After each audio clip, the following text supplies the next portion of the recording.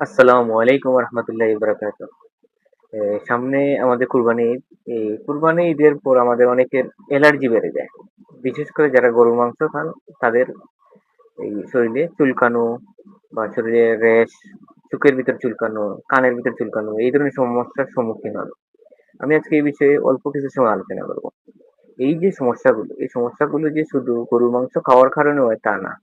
এটি অন্য যেকোনো খাবার খাওয়ার কারণে হতে পারে। বিশেষ করে ইলিশ মাছ, চিংড়ি মাছ, কচু, মুখি, লতা, বেগুন, তারপরে মসুরের ডাল, আলু যেকোনো খাবারে হতে পারে। কিন্তু এর প্রকোপটা এই কুরবানির ঈদে বেড়ে যায়। এর কয়েকটি কারণ আছে আপনার।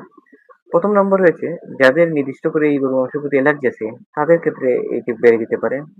দ্বিতীয়ত, আমরা প্রয়োজনের থেকে অতিরিক্ত পরিমাণ যদি খাবারটা খেয়ে ফেলি, মাংসটা খেয়ে ফেলি, এই ক্ষেত্রে আপনার প্রোটিন ওভারলোড হওয়ার কারণে এই অ্যালার্জিটা বেড়ে যেতে পারে।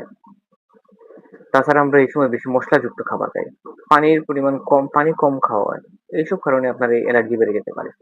এখন তাহলে আমরা কি করবো? আমরা অবশ্যই গরু মাংস খাবো, কিন্তু পরিমিত পরিমাণে খাবো। চর্বিযুক্ত অংশ কম খাবো এবং বাসি বা বারবার গরম করে এই মাংসগুলা খাবো না। প্রচুর পরিমাণে পানি খেতে হবে আমাদের। তারপরে লেবুর শরবত, শসা বা সালাদ খেতে হবে। এবং ফার্মেসি থেকে কোনো ধরনের ঔষধ ডাক্তারের পরামর্শ ছাড়া খাওয়া যাবে না। যাদের পুরাতন অ্যালার্জি বা চুলকানোর জন্য আমরা অ্যান্টিহিস্টামিন, বিশেষ করে হিস্টাসিন, এলাক্টোল বা ফেক্সো এগুলা খেতে পারি অবশ্যই ডাক্তারের পরামর্শ অনুযায়ী। কোন ক্ষেত্রে আপনাকে ডাক্তার বা হাসপাতালে শরণাপন্ন হতে হবে? প্রথম ক্ষেত্রে যাদের আপনার এই যে অ্যান্টিহিস্টামিন যেগুলা এলাক্টোল বা হিস্টাসিন এগুলা খাওয়ার পরেও চুলকানো যদি না কমে, শরীরে যদি আপনার রেশটা যদি সারা শরীরে ছড়িয়ে পড়ে।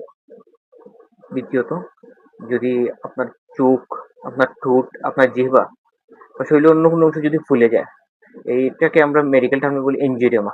এই ক্ষেত্রে অবশ্যই ডাক্তারকে দেখাতে হবে। তৃতীয়ত, আপনার যদি শ্বাসকষ্ট শুরু হয়, আপনার শরীর দুর্বলতা, অজ্ঞান হয়ে যান বা আপনার প্রেশার যদি ফল করে, এই ক্ষেত্রে অবশ্যই ডাক্তারকে দেখাতে হবে। এই কন্ডিশনকে আমরা অ্যানাফাইল্যাক্সিস বলি। এইসব সমস্যা হলে আপনারা সময় নষ্ট না করে ডাক্তার বা হাসপাতালে ভর্তি হবেন।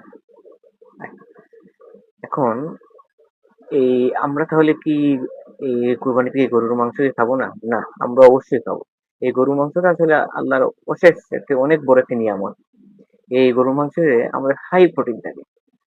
তারপরে আয়রন, জিঙ্ক বা অন্যান্য অনেক ভিটামিন আছে যা অন্য খাবারে পাওয়া খুব দুষ্কর। আল্লাহ আসলে আমাদের এমন একটা ব্যবস্থা করেছেন, গরিব থেকে শুরু করে ধনী সবার জন্য একটা